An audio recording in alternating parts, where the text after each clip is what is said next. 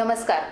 जनमत मराठीच्या लोकसभा रणसंग्राम 2019 या विशेष कार्यक्रमामध्ये आपण सर्वांचं स्वागत. याच पार्श्वभूमीवर आज आपण भेटणार आहोत नाशिकचे विद्यमान आमदार आणि शिर्डी लोकसभा मतदारसंघाचे भाजप सेना युतीचे संभाव्य उमेदवार योगेश बबनराव घोलप यांना. आज या चर्चेतून आपण त्यांच्या उमेदवारी मागची भूमिका जाणून घेणार आहोत. नमस्कार योगेश सर. नमस्कार. शिर्डी लोकसभा मतदारसंघासाठी आपलं नाव चर्चेत येत आहे, तर आपला विचार कसा असणार आहे, कशा दृष्टीने आपण बघता या निवडणुकीकडे?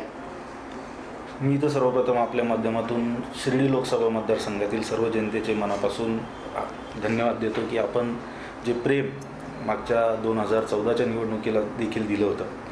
काही कारणास्तव त्या ठिकाणी उमेदवारी करता आली नाही आणि मी इकडे देवळाली मतदारसंघामध्ये आमदार म्हणून निवडून आलो आणि गेले 5 वर्षाचा काळ जाऊनसुद्धा आपण ज्या पद्धतीने प्रेम करतायत, ज्या पद्धतीने संपर्क साधतायत, खरंच मी मनापासून आपला ऋणी आहे.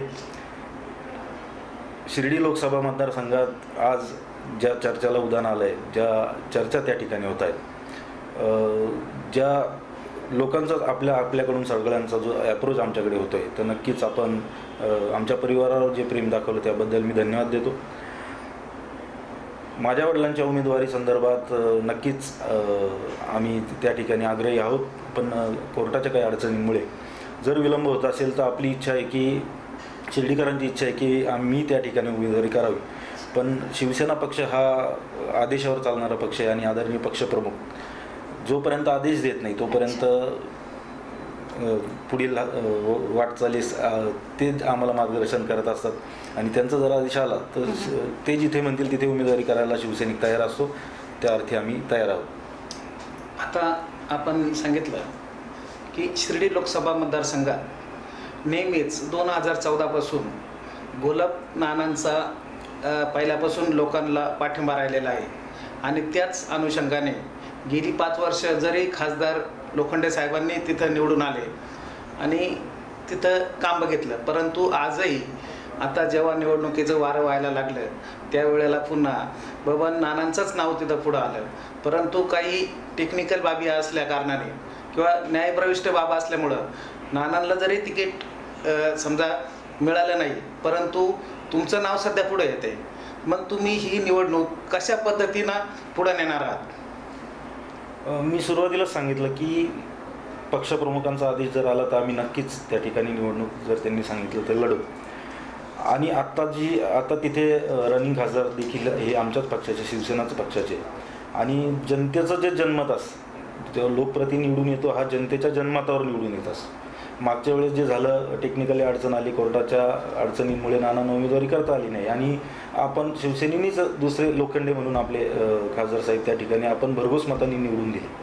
आणि येणाऱ्या काळात जर पक्षांनी ठरवलं, आदरणीय उद्धव साहेबांनी ठरवलं की नानांचं नाही झालं किंवा मला उमेदवारी द्यायची, तर मी तिथे उमेदवारी करायला आपल्या प्रेमापोटी 100% तयार आहे. पण मी आग्रह करणे हे चुकीचं असेल. तिथे रनिंग खासदार शिवसेनेचे असल्यामुळे पक्ष जो जबाबदारी देईल, जर पक्षाने सांगितलं तिथे उमेदवारी करा तिथे करू. मी इथे विद्यमान आमदार म्हणून काम करतो. इथल्या देवळाली मतदारसंघातील लोकसुद्धा गेल्या 30 वर्षापासून म्हणजे 25 वर्ष नानांना तर निवडून दिलंच, पण त्यांचे माझे 5 वर्ष असे 30 वर्ष सातत्याने शिवसेनेचा एकमेव विधानसभेचा मतदारसंघ आहे की 6 वेळेस सलग निवडून आले. म्हणजे 25 वर्ष वडील निवडून आले आणि 5 वर्ष हे माझी पहिली टर्म. आणि इथे देखील लोक इतकं प्रेम करतात, तर त्या अनुषंगाने यांना सोडून तिकडे कसं जायचं. आणि तेही लोक एवढे प्रेम करतात की म्हणजे आता मी भारतातला एकमेव असा लोकसभेचा किंवा विधानसभेचा आमदार असेल की लोकसभेला मला माझी मागणी करता येईल, विधानसभेला इथे म्हणतं की तुम्ही तिकडे जाऊ नका. असं असलं तरी गेली 10 वर्ष शिवसेनेची शिर्डी लोकसभा मतदारसंघात एक हाती सत्ता आहे, परंतु जो विकास व्हायला पाहिजेत होता तो विकास झालेला नाही असं लोकांमधून चर्चा आज आमच्या कॅमेऱ्यापुढं येते. मग आपण ह्या विकासाच्या बाबतीत किंवा मागील पंचवार्षिकचे जे खासदार आहे, विद्यमान खासदार, त्यांनी अक्षरशः लोकांपर्यंत कुठल्याच योजना आणल्या नाही किंवा लोकांमध्ये गेलेच नाही अशी चर्चा आहे. मग आता आपण समजा आपली उमेदवारी फायनल जर झाली तर एक आयात उमेदवार म्हणून आपल्याला काय वाटतं? सर्वप्रथम लोकप्रतिनिधी म्हणून आपण जेव्हा काम करत असतो, लोकप्रतिनिधी हा पक्षाचा निवडणुकीपुरता असतो आणि तो एकदा निवडून आल्यानंतर तो संपूर्ण मग त्याच्या समोर पक्ष नसता, कुठली जात नसतो, कुठला धर्म नसतो आणि प्रामाणिकपणे एकनिष्ठेने काम करण्याची जबाबदारी लोकांनी त्यांच्यावर टाकलेली असते. ज्यावेळेस आम्ही इथे काम करतो, लोकप्रतिनिधीचं कामच आहे तुम्ही लोकांच्या सुखात गेलं पाहिजे, दुःखात गेलं पाहिजे, त्यांच्या ज्या ज्या अडचणी असतील त्या सोडवण्यासाठी आपण लोकप्रतिनिधी आहोत. त्या ठिकाणी कुठेही कमी न पडता आपण प्रशासन असेल, राज्य शासन असेल, केंद्र शासन असेल, आपल्याला काय काय योजना आपल्या मतदारसंघामध्ये आणता येतील. आणि शिर्डी हा मतदारसंघ तो पूर्ण वर्ल्डमध्ये साईबाबांच्या नावाने ओळखला जातो. मतदारसंघात 6 तालुके येतात. एकंदरीत नेवाशापासून तर अकोल्यापर्यंत 6 तालुके आहेत. त्यात आदिवासी तालुक्याचा बी प्रश्न आहे. आदिवासी तालुक्यात कुठल्याच प्रकारची आपल्या खासदाराकडून विकास कामे झालेली नाही असं चर्चेला जातात. मग आपला नेमकी समजा निवडणुकीचा अजेंडा कसा असेल? पहिली गोष्ट तर तुमचे शिर्डी लोकसभा म्हणजे पाण्याचे प्रश्नांचे अतिशय लोक आमच्याकडे देखील, माझ्या म्हणजे नानांकडे देखील सातत्यानं पाठपुरावा करत असतात आणि शेवटी लोकप्रतिनिधी तिथे असल्यामुळे तिथे जाऊन आपण काम करणं म्हणजे त्या लोकप्रतिनिधींना कुठेतरी आपण त्यांच्यावर तिथे जाऊन त्यांच्या भागात काम करणं आपल्याला योग्य वाटत नाही. त्यांना घेऊन देखील आपण हे काम केलं पाहिजे. पाण्याचे प्रश्न असतील, युवकांच्या बेरोजगारीचे प्रश्न असतील, आदिवासी भागांमध्ये वाड्यापाड्यांमध्ये शासकीय अनेक योजना शासकीय शासनाच्या माध्यमातून, राज्य शासनाच्या असतील, केंद्र शासनाच्या अनेक योजना, पण ह्या योजनांची माहिती लोकप्रतिनिधींना पाहिजे. त्या लोकांपर्यंत त्या माहिती, त्या योजना पोहोचवल्या पाहिजे. हे लोकप्रतिनिधीचं काम आहे आणि लोकप्रतिनिधीवर लोक नाराज ज्यावेळेस होतात त्या योजना त्यांच्यावर पोहोचत नाही. त्यांनी जी जबाबदारी घेतली म्हणजे खासदार असो, आमदार असो, कोणी असो, ह्या लोकप्रतिनिधींनी ज्या शासनाच्या योजना जोपर्यंत आपण तिथे पोहोचवत नाही. आता ज्यावेळेस आम्ही माझ्या मतदारसंघामध्ये काम करतो, जे शासकीय जे काम असेल, ज्याला टेक्निकली कुठली अडचण नसलेली शासकीय योजना त्या शासनाच्या नियमात बसेल असेल अशी एकही योजना मी माझ्या मतदारसंघात सोडलेली नाही. कुठली जर टेक्निकली अडचण असेल तर आपण त्याला पाठपुरावा करू शकतो, त्याच्यात वेळ जाऊ शकतो, पण अशा बऱ्याच योजना आहे की आपण या सलग डायरेक्ट पोहोचवू शकतो. या अनुषंगाने इथे काम करतो ना आणि लोकप्रतिनिधींनी प्रामाणिक काम केलं तर सगळ्या योजना पोहोचतात लोकांसोबत. योजनांचा प्रश्न निघाला म्हणून मी एक विचारतो. मोदी सरकारच्या अनेक योजना आहेत परंतु त्या सर्वसामान्यांपर्यंत पोहोचल्या नाही. शेतीमालाला बाजार नाही किंवा नोटबंदीचा प्रश्न असेल, इतरही काही प्रश्न असेल, याच्यामुळं शेतकरी वर्ग नाराज आहे, युती सरकारवरच नाराज आहे. मग तुम्ही शेतकरी वर्गाला कसं सामावून घेणार किंवा त्यांचं मत परिवर्तन कसं करणार किंवा शेतीमालाच्या बाबतीत आपण काय उपाययोजना करणार? शेतीमालाचा प्रश्न असेल, नोटबंदीचा आपण विचारलं, केंद्र शासनाने जो निर्णय घेतले आणि शिवसेना पक्ष म्हणून वेळोवेळी आम्ही हे गेली 4-5 वर्ष रस्त्यावर उतरतोय. जे या शासनाची योजना जर चुकीची असेल किंवा गरीब शेतकऱ्याला ज्याचा त्रास होत असेल तर शिवसेना ही रस्त्यावरच उतरलेली आहे. अनेक आंदोलनं सत्तेत असून देखील शिवसेनेने त्या ठिकाणी केलेली आहे. शेतकऱ्यांना हमीभावाचा प्रश्न असेल, कर्जमुक्तीचा प्रश्न असेल, तो शिवसेनेच्या माध्यमातून मार्गी लागलेला असेल, हमीभावाचा प्रश्न असतील, अनेक योजना आपण आदरणीय उद्धव साहेबांनी मध्यस्थी करून त्या ठिकाणी मार्गी लावलेले आहे. आणि या अनुषंगाने सत्तेत जरी असलो तरी आम्ही जनतेसोबत आहोत. या अनुषंगाने शिवसेना काम करते. सर्व लोकप्रतिनिधी आमचे पक्षप्रमुख उद्धव साहेब ठाकरे यांच्या माध्यमातून त्यांच्या मार्गदर्शनाखाली काम करतो. गेल्या 5-25 वर्षापासून राम मंदिराचा प्रश्न कायमच निवडणुका आल्या की गाजतोय आणि असं असताना देखील गेल्या 2 महिन्यात उद्धव ठाकरे अयोध्येत जाऊन राम मंदिराचा प्रश्न तिथं मांडला. परंतु 2 महिन्यातच युती झाल्यानंतर मग राम मंदिराचा प्रश्न आपण कशा पद्धतीनं पुढे नेणार किंवा राम मंदिराचा प्रश्न थांबवणार का? नाही, थांबवणार नाही. आता बघा, आता याच्या आधी कुठलाही महाराष्ट्रातील नेता त्या रामभूमीवर गेलेला नाही आणि शिवसेना एकमेव हा पक्ष आहे की हा मुद्दा त्या ठिकाणी लावून धरलेला आहे. निवडणुका आले की हा मुद्दा येतो. तर कुठल्याही निवडणुकीचा प्रश्न नसताना त्या ठिकाणी सर्व जाऊन आम्ही तेच सांगतो की सत्तेत जरी असतो की जे शासनाची चुकी, आपण युती शासनाने ही भूमिका मांडली होती की राम मंदिर झालं पाहिजे, मग ही आठवण कोणीतरी दिली पाहिजे त्यांना. मग शिवसेनेने दिली, यांनी विरोधी पक्षांनी द्यायला पाहिजे होती, मग शिवसेनेने दिली तर काय चुकलं? शेवटी मुद्दा विसरलो नाही ना. विरोधक केव्हा येतील? 4 वर्षात तेही काही बोलत नाही आणि राम मंदिराचा प्रश्न आला का निवडणुका आल्या विचारणार काय झालं राम मंदिराचं. राम मंदिराचा विषय हा कोर्टाच्या अखत्यारीत असल्यामुळे त्याला टेक्निकली अडचण आहे आणि तो त्याचे देखील पाठपुरावा शासन करत आहे आणि तो देखील 100% मार्गी लागणारा विषय. नाही, असं असलं तर गेली 5 वर्ष शिवसेनाच सत्तेत राहून विरोधी पक्षाचं काम करते. मग विरोधी पक्ष हा 5 वर्ष होता का नाही हाच खरा प्रश्न आहे. मग खरा मुद्दा तोच आहे की विरोधी पक्ष काहीच करत नाही, काही कामच करत नाही, त्याच्यामुळे ती भूमिका शिवसेनेला मांडावी. आणि असं असताना देखील आजचे जे आपले विरोधी पक्ष नेते विधान परिषदेचे त्यांचा मुलगा सुजय विखेच आपला भाजपमध्ये आलेला आहे. म्हणजे आपल्या मतदारसंघाला त्याचा काही फायदा होणार आहे का? आता तिथल्या राजकीय पार्श्वभूमी आणि इथली पार्श्वभूमी, मी फार राजकारणी माणूस मी नाही आणि तिथलं राजकारण आणि इथलं राजकारण फार वेगळं आहे. आम्ही जनतेत लोक काम करणारे आहेत आणि हे प्रवेश आता निवडणुका आल्या तर अजून तर सुरुवात झाली.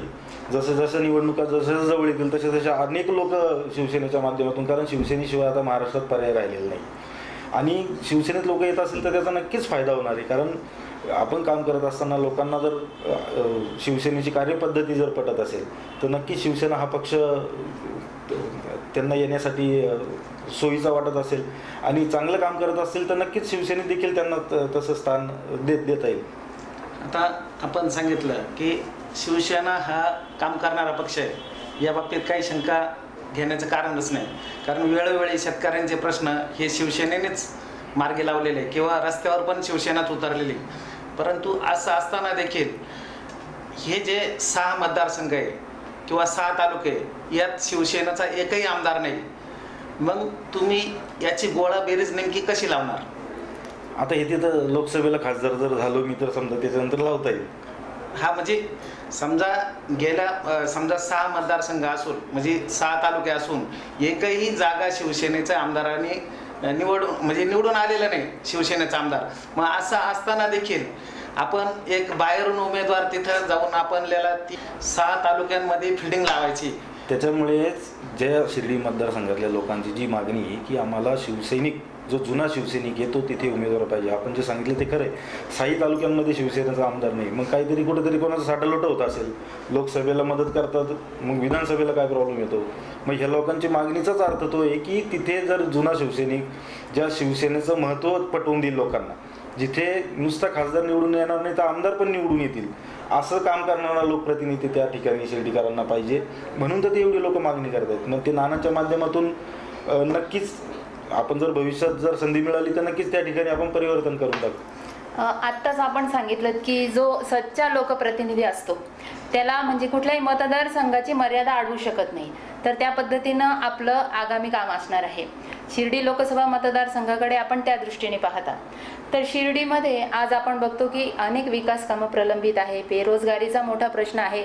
आंतरराष्ट्रीय दर्जाचं ते एक तीर्थक्षेत्र जरी असलं तरी ज्याप्रमाणे विकास व्हायला हवा, आता तुम्ही म्हटलात की शिवसेनेचा हा मतदारसंघ बालेकिल्ला आहे, तर तशा पद्धतीने विकास का होऊ शकला नाही? कसं तुम्हाला प्रांजळपणे काय वाटतं त्यामागे?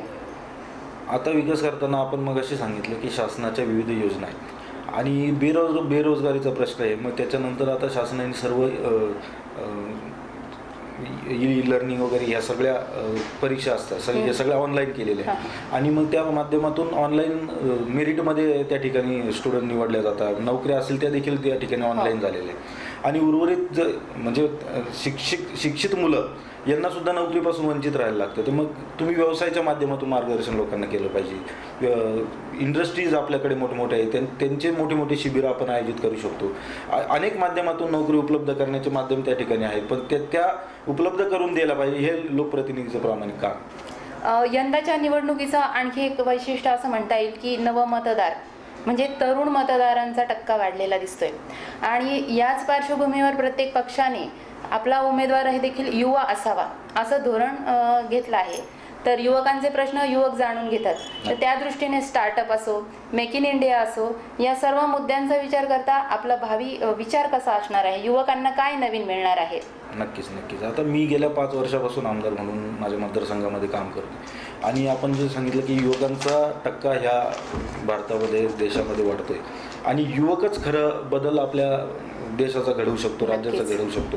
मी एक युवक म्हणून काम करतो. युवक ज्या वेळेस माझ्याशी अप्रोच होतो आणि माझे वडील 25 वर्षात, शेवटी माझे वडील असल्यामुळे युवकांना त्यांच्याशी कम्युनिकेशन करायला थोडंसं कुठेतरी कसं बोलणार, ज्येष्ठ आहे ते माझ्याशी, ते युवक असल्यामुळं मनमोकळेप्रमाणे बोलू शकतो. आज माझी एक फळी माझ्या मतदारसंघामध्ये, या नाशिक तालुक्यामध्ये एक मोठी युवकांची फळी ही माझ्या माध्यमातून मोठ्या तयार झाली आहे. आणि त्यांना ट्रीट करत असताना, त्यांच्याशी बोलत असताना मी कुठला लोकप्रतिनिधी म्हणून मी त्यांच्याशी बोलत नाही. मी त्यांच्या एक घरातला एक मोठा भाऊ, लहान भाऊ, मित्र म्हणून मी त्यांच्याशी संवाद साधतो. त्याच्यामुळे त्यांना कम्युनिकेशन करायला कुठली अडचण येत नाही. आणि हे करत असताना त्यांचं मत परिवर्तन, राजकारणाकडे बघण्याचा दृष्टिकोन बऱ्याचशा लोकांचा वाईट असतो. राजकारणी म्हणजे वाईट असं नसतं. असं हे आपण कसं लोकांना प्रेझेंट होतो त्याच्याहून ते मत ते देत असतात. आपलं मत, आपण आपल्याबद्दलचं मत हे जर चांगलं आपण प्रेझेंट केलं तर नक्कीच आपल्याला चांगलं ॲक्सेप्ट करतात लोक.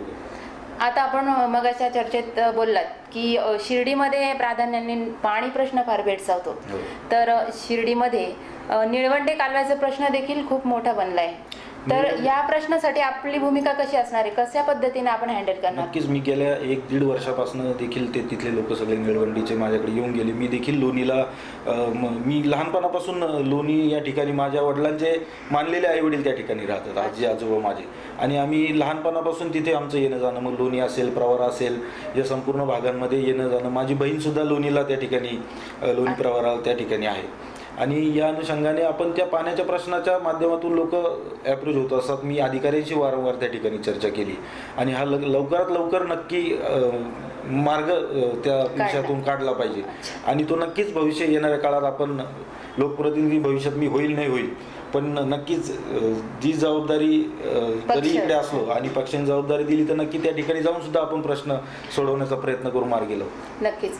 आपण आता बोललात की शिवसेनेचे माजी मंत्री म्हणजे नाना बबनराव घोलप यांच्या प्रभावाखाली किंवा यांच्या वाटचालीवर तुम्ही आता स्वतःची वाटचाल ठरवणार आहात किंवा त्यांचा तुमच्या वाटचालीवर बराचसा प्रभाव दिसून येतो. तर तुमच्या सामाजिक कार्याची काय ओळख आहे किंवा कसा प्रवास सुरू झाला, काय सांगाल? माझा प्रवास म्हणजे मी लहानपणापासून त्यांच्या कामाची पद्धत बघतोय. माझ्या घरात जसं समजायला कळायला लागलं तेव्हापासून राजकीय वातावरण आमच्या घरामध्ये असतं. आणि माझी आई असेल, म्हणजे नानी आणि हे नाना, ही लोकांसमोर जाताना अतिशय साध्या पद्धतीने, भोळ्या पद्धतीने, आमच्या घरात कधी यायला अपॉइंटमेंट लागत नाही. आम्हाला घरात लोक बेडरूममध्ये देखील उठवायला येतात की उठा. कधी कधी मी बघितलंय की आमच्या नानांनी लोकांना स्वतःच्या हाताने चहा बनवून पाजलेला आहे. आणि हे बघत असताना लहानपणापासून ते संस्कार झाले आणि कुठलीही हवा कधी डोक्यात गेली नाही. मी आमदाराचा मुलगा होतो, मंत्र्यांचा मुलगा होतो, एवढं असताना देखील कुठल्याही कधी भानगडीत कधी पडलेलो नाही. माझे सर्व मित्र अतिशय चांगले, शेतकरी घरातले सर्व मित्र आहेत. आणि त्या अनुषंगाने काम करत असताना मी कधीही कुठली निवडणूक याच्यापूर्वी लढवली नाही. अनेक वेळेस नाना मंत्री असताना देखील लोक यायचे की आमच्या मतदारसंघात उमेदवारी द्या. महानगरपालिकेत देखील अनेक ठिकाणी मला फोर्स होता आणि मी प्रामाणिकपणे सांगायचो की बाबा आमच्या घरात वंदनीय शिवसेना प्रमुख बाळासाहेब ठाकरेंनी एवढं मोठं पद माझ्या वडिलांच्या रूपाने आमच्या घरात दिलं आहे. त्यामुळे मी कुठल्या दुसऱ्यावर लादण्याचा प्रयत्न माझ्याकडून होणार नाही. त्याच्यामुळे मी संघटनेत देखील कुठलं पद घेतलं नाही, कुठली उमेदवारी देखील लढलो नाही. आणि योगायोग मागच्या निवडणुकीला असं झालं की नानांची उमेदवारी शिर्डीला जाहीर झाली आणि आदरणीय उद्धव साहेबांनी देवळालीची जबाबदारी माझ्यावर टाकली. आणि ही जबाबदारी पेलत असताना एवढ्या भरभरून मतांनी मला देवळाली मतदारसंघातल्या लोकांनी निवडून दिलं की नानांपेक्षा जास्त लीड मला ह्या पंचवार्षिकतेला मिळालं. आणि त्यांच्या पावलावर पाऊल ठेवून 4 वर्ष काम करतोय आणि अतिशय समाधानी माझ्या मतदारसंघातली लोक आहे की त्यांच्या जे कामं असेल, मग त्यांचं सुख असेल, दुःख असेल, शासनाच्या योजना असतील, रस्ते असतील, पाणी असतील, लाईट असेल, अशा अनेक योजना मी माझ्या मतदारसंघात राबवण्याचा प्रयत्न प्रामाणिक करतोय. आणि समाधानी लोक या ठिकाणी, त्याचं मला देखील समाधान आहे आणि नानांना देखील समाधान आहे की आपला मुलगा चांगलं काम करतो. निश्चितच. आता आमदार पदापासून तुमची वाटचाल आता खासदारकीच्या दृष्टीने सुरू आहे. तर आमदारकीच्या तुमच्या या कार्यकाळामध्ये तुम्ही प्राधान्यानं कुठले प्रश्न असे सोडवलेत की ज्याचा इम्पॅक्ट जनतेवर राहिला आणि त्याच प्रकारे तुम्ही आता या शिर्डी मतदारसंघावर देखील आपली छाप सोडणार आहात? माझ्या मतदारसंघामध्ये आमचा एकलाऱ्याचा प्रश्न असेल फार मोठा त्या ठिकाणी तो प्रश्न आहे. 660 मेगावॅटचा प्रकल्प गेल्या 2011 साली हा मंजूर झालेला आहे. अच्छा. आणि त्याच्यानंतर कुठल्याही लोकप्रतिनिधींनी त्या ठिकाणी विधानसभेत त्याचा आवाज उठवला नाही. मी आमदार झालेला पहिलं भाषण विधानसभेत केलं असेल तर त्या 660वर केलं. आणि तो प्रकल्प बंद होणार होता, तो त्या ठिकाणी राहिलेला आहे. जोपर्यंत आमचा प्रकल्प नवीन येत नाही तोपर्यंत चालू प्रकल्प आपण बंद करू नये अशी मी त्या ठिकाणी मागणी केली होती. आणि आज तो प्रकल्प त्या ठिकाणी सुरू आहे, जेणेकरून 12,500 ते 13,000 कुटुंब या प्रकल्पावर अवलंबून आहे. आणि तिथे जर तो प्रकल्प गेला तर सर्व उपासमार त्या ठिकाणी लोकांचे होणार आहे. त्या अनुषंगाने तो प्रकल्प आम्ही वाचवला आहे. नवीन देखील 660 येतोय असं मंत्री महोदयांनी आम्हाला शब्द देखील दिला आहे. मग आमच्या नाशिकचा टोल नाक्याचा प्रश्न असेल, टोल नाका ज्या ठिकाणी चालू झाला, आम्हाला स्थानिकांना नोकऱ्या नव्हत्या. यांनी सगळे बाहेरचे लोक त्या ठिकाणी भरले होते. तिथे आंदोलन केलं, तो टोल नाका बंद केला. आणि जवळजवळ 80% लोक ह्याच तिथे स्थानिक काम करत आहेत. आणि मग त्यानंतर तो टोल चालू झाला आहे. असे अनेक प्रश्न, मग रस्त्याचे प्रश्न असतील. देवळाली मतदारसंघ जर आपण बघितला हा नाशिक तालुका, तर सगळ्यात जास्त पाणी धरणं असलेला हा मतदारसंघ आहे. त्याच्यामुळे पाण्याचा अनुषंगाने पाण्याची आम्हाला कुठली अडचण येत नाही. आणि रस्त्याचे जे प्रश्न असतील, मोठे मोठे रस्ते, आमच्या साखर कारखान्याचा रस्ता गेली 50 वर्षापासून प्रलंबित होता. तो माध्यमातून आज त्याचं टेंडर झालं आहे, तो आता परवा सुरू होतोय. आणि असे शिवार रस्ते असतील, मग गावांतर्गत रस्ते असतील, असे मूलभूत ज्या सुविधा असतील ह्या देवळाली मतदारसंघात देण्याचा प्रामाणिक प्रयत्न केला आहे. आपण विचारलं की शिर्डी मतदारसंघात जर संधी मिळाली तर नक्कीच ह्याच पद्धतीचं काम त्या ठिकाणी करू. आणि काय होतं की लोकप्रतिनिधी निवडून दिल्यानंतर त्याची जाणीव त्याला लोकप्रतिनिधी ठेवली पाहिजे. पुढच्या निवडणुकीला असं म्हणायला नको की यांना उमेदवारी दिली, यांना निवडून दिलं आणि यांनी काम केलं नाही, असं आमच्याबद्दल कधी होणार नाही, ही आपल्याला ग्वाही देते. असं असलं तरी मात्र खासदार लोखंडे ज्याप्रमाणे गेली 5 वर्ष मतदारसंघात तर फिरलेच नाही, परंतु त्यांचं शिर्डीमध्ये प्रॉपर ऑफिस असताना देखील ऑफिसला देखील कधी थांबले नाही. मग आपण तर नाशिक जिल्ह्याच्या आहात, मग आपण शिर्डीला ऑफिस राहणार की नाशिकला? म्हणजे शिर्डी लोकसभा मतदारसंघातील काही लोकांच्या समस्या असेल त्या समस्या शिर्डी मतदारसंघात सोडवणार की नाशिकमध्ये येऊन सोडावं लागणार? शिर्डीकर होणार का? लोकप्रतिनिधीचं काम, जर लोकप्रतिनिधी जर येऊन अपडाऊन करत असेल तर मग त्या लोकप्रतिनिधी तर काम करूच शकत नाही. जर तुम्ही जायला जर 2 तास आणि यायला 2 तास लागत असतील तर आम्ही मागच्या 2014 साली देखील मी त्या ठिकाणी बंगल्याला जागा बघितली होती. आम्ही त्या ठिकाणी शिफ्ट होणार होतो आणि शिर्डीकरच म्हणून काम करणार होतो. कारण लोकप्रतिनिधी निवडून जनता तिकडे देते आणि आम्ही नाशिकला राहायचं, याच्याने काम होत नसतात. तिथेच ऑफिस आणि तिथेच घर असेल. भविष्यात जर साईबाबांच्या कृपेने जर तसं झालं तर नक्कीच आम्ही शिर्डीकर हो. शिर्डीत म्हणजे शिर्डी मतदारसंघातून असंही बोललं जातंय की मोदी सरकारच्या कामावर ग्रामीण जनता नाराज आहे.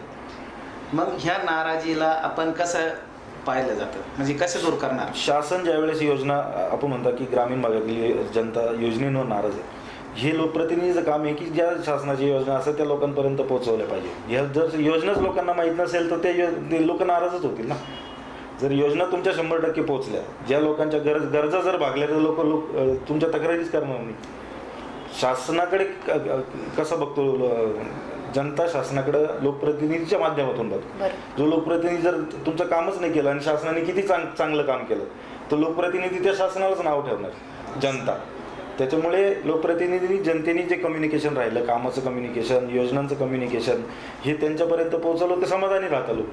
सर्वसामान्य जनता म्हटलं की अन्न, वस्त्र, निवारा ह्या 3 मूलभूत गरजा असताना देखील ह्या गरजा शिर्डी लोकसभा मतदारसंघात पुऱ्या होऊ शकल्या नाही. तर आपल्या माध्यमातून शेतकऱ्यांच्या ह्या मूलभूत गरजा कशा पद्धतीने आपण वेगळ्या मार्गाने सोडू शकतो? तेच सांगतो की शासनाच्या ज्या ज्या योजना असतील मग त्या विविध क्षेत्रातील विविध लोकांसाठी असतील. शेतकरी आता त्याच्यात प्रामुख्याने असाही प्रश्न येतो का गेली 25 वर्ष नाशिक ते पुणे रेल्वे महामार्गाचं नुसत्या चर्चाच होतात, परंतु प्रत्यक्षात मात्र कुठल्याच कागदावर किंवा कुठल्याच त्या बाबतीत हालचाल होत नाही. मग आपण जर शिर्डी लोकसभा मतदारसंघातून जर खासदार झाला तर हा प्रश्न कशा पद्धतीने आपण हाताळणार आहे? रेल्वेचा आता जेणेकरून त्यातून सर्वसामान्यांना रोजगार उपलब्ध होऊ शकतो. शेतीमालाला बाजारपेठ उपलब्ध होऊ शकते. अशा पद्धतीनं एकंदरीत शेतकऱ्यांचा तो एक पद्धतीनं बाजारपेठेच्या दृष्टीनं एक फायद्याचा हे असेल. नक्की नक्की. शेतकऱ्यांना मी तर सातत्याने सांगत असं मगही सांगितलं की शेतकऱ्यांनी जोडधंदा जोड व्यवसाय हा केलाच पाहिजे. मी ज्या ज्या ठिकाणी जातो शेतमालाला आपण म्हणतो ते शेतकऱ्यांची परिस्थिती एक लकी ड्रॉ सारखी झाली. केव्हा पाऊस पडेल, केव्हा आपत्ती परिस्थिती केव्हाही होऊ शकते, जेणेकरून शेतकऱ्यांचा आज मालाला भाव मिळेल, त्याचं पीक मिळेल की नाही मिळेल ही परिस्थिती आहे. आणि त्या अनुषंगाने शेतकऱ्यांनी, माझं वैयक्तिक मत आहे सर्व युवक शेतकऱ्यांना, की शेती तर केलीच पाहिजे. आपला शेतीप्रधान देश आहे, पण शेतीबरोबर आपण जर जोडधंदा केला तर नक्कीच इकडचा लॉस आपल्याला इकडे भरून काढता येतो. आणि जर शेतीत जर प्रॉफिट झाला तर आपल्याला जास्त प्रमाणात त्या ठिकाणी प्रॉफिट होतो. कारण आज शेतीमालाचं आम्ही अनेक महाराष्ट्रात विदर्भ मराठवाड्यात जे दौरे केले, अतिशय शेतीचं नुकसान त्या ठिकाणी झालं आहे. गारपीट होतात, कधी तर पाऊस पडत नाही, पडला तर एवढा पडतो की सगळं गारपीटाने सगळं नुकसान होऊन जातं. आपल्या उत्तर महाराष्ट्रात देखील तीच परिस्थिती आणि संपूर्ण महाराष्ट्रात शेतकऱ्यांची अशी परिस्थिती आहे. त्याच्यामुळे नवीन उपाययोजना आपण मतदारसंघामध्ये आल्या पाहिजे, नवीन प्रकल्प आले पाहिजे. रेल्वेची लाईन आपण म्हणतो, आता समृद्धी मार्ग महामार्ग सुरू होते, त्या अनुषंगाने त्या ठिकाणी शेतकऱ्याला रोजगार उपलब्ध होऊ शकतो. रेल्वेची लाईन आपण पाठपुरावा करून जर सुरू झाली तर युवकांना त्या ठिकाणी आपल्याला जास्तीत जास्त रोजगार उपलब्ध करून देता येतो. अशा योजना जोपर्यंत आपण आपल्या मतदारसंघामध्ये राबवत नाही, वेगवेगळे प्रकल्प आणत नाही, तर जोपर्यंत आपल्या शेतकऱ्यांना, आपल्या युवकांना नवीन रोजगार उपलब्ध होणार नाही. शिर्डी लोकसभा मतदारसंघात सगळ्यात महत्त्वाचा प्रश्न म्हणजे जातीयवाद. ह्या सगळं जातीयवादावर किंवा जातीचं समीकरण शिर्डी लोकसभा मतदारसंघात आपण कशा पद्धतीने हाताळणार? मी आपल्याला सुरुवातीला सांगितलं की ज्या वेळेस लोकप्रतिनिधी निवडणुकीला उभा राहतो तो एका पक्षाचा असतो आणि जो निवडून आल्यानंतर कुठल्याही जातीचा, समाजाचा, कुठल्याही पक्षाचा नसतो, हा जनतेचा असतो. आणि शिवसेना मुळातच जातीय पक्ष हा अजिबात नाही, कुठलाही जातपात न मानणारा हा पक्ष आहे. त्या अनुषंगाने आम्ही इथे जे काम करतो तेच काम करणार आहे. गोष्ट आपण ज्या वेळेस उमेदवारी करतो, उमेदवार एका पक्षाचा असतो आणि निवडणूक झाल्यानंतर जो निवडून येतो तो कुठल्याही पक्षाचा नसतो, कुठल्याही जाती धर्माचा नसतो. गेल्या 25 वर्षापासून देवळाली मतदारसंघामध्ये आम्ही काम करतोय. शिवसेना पक्ष हा मुळातच जातीवादी नाही, कुठल्याही जाती धर्माला त्या ठिकाणी प्राधान्य नाही, जातपात कधी हा पक्ष आमचा बघत नाही. आणि काम करत असताना आम्ही ज्या वेळेस लोकांचे काम करतो त्याला कधी कोणाची जात विचारत नाही, तो कुठल्या जातीचा आहे. हे प्रामाणिकपणे एक लोकप्रतिनिधीकडे तुम्ही एक त्याला निवडून दिलं आहे आणि त्या अनुषंगाने तुम्ही काम घेऊन येत आहेत आणि आपण त्या ठिकाणी जात कशासाठी बघायची.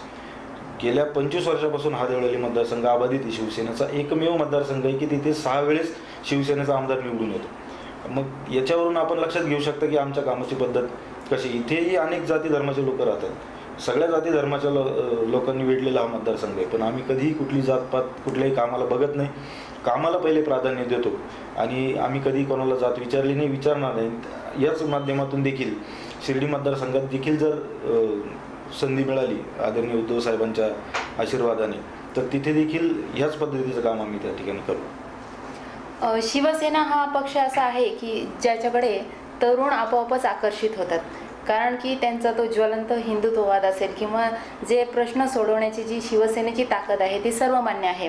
आत्ताच उद्धव साहेबांचं एक स्टेटमेंट होतं की मी इतरांच्या मुलांचे लाड पुरवतो, म्हणून त्यांनी आदित्य ठाकरेंना सुद्धा यावेळी उमेदवारीचा विचार केलेला नाही. तर तुमच्यासारख्या युवकांना घडवण्यातही शिवसेनेचा निश्चितच वाटा आहे.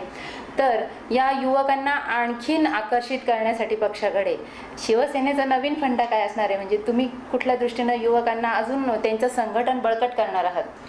सर्वात महत्त्वाची गोष्ट की आदरणीय आदित्य साहेब ज्या पद्धतीने काम करतायत, ज्या वयात त्यांनी जी फळी बसवली, म्हणजे आपण युवकांनी त्यांच्याकडनं खरंच आदर्श घेतला पाहिजे की ह्या वयामध्ये ते एवढे महाराष्ट्रभर दौरे करतायत, एवढे भारतात दौरे करतायत आणि युवकांना मार्गदर्शन करतायत. युवकांना आपण जर आज त्यांची क्रेज बघितली, त्यांचे कार्यक्रम बघितले, महिलांसाठी असेल, सेल्फ डिफेन्स म्हणून त्यांच्या महिलांची शक्ती वाढवण्याचा कार्यक्रम असेल, ह्या अनुषंगाने आदित्य साहेब रात्रंदिवस त्या ठिकाणी मेहनत करतायत. वेगवेगळ्या कल्पना, वेगवेगळ्या व्ह्यूज त्यांच्या माध्यमातून येत आहेत आणि युवकांना आकर्षित करण्याचं काम त्यांच्या माध्यमातून होतं आहे. आमच्यासारखे युवक त्यांच्या खांद्याला खांदा लावून त्यांच्याबरोबर काम करत आहेत. मी युवकांना तर आपल्या माध्यमातून आवाहन करेल की आपण आदरणीय आदित्य साहेबांचा आपण सगळ्यांनी आदर्श घेतला पाहिजे की अतिशय कमी वयात, मला वाटत नाही की त्यांच्या वयातला एकही युवा नेता एवढं जर काम, एवढं पक्ष संघटन बसवत असेल, मग युवासेना असेल, आज ते शिवसेनेचे नेते म्हणून त्या ठिकाणी काम करत आहेत.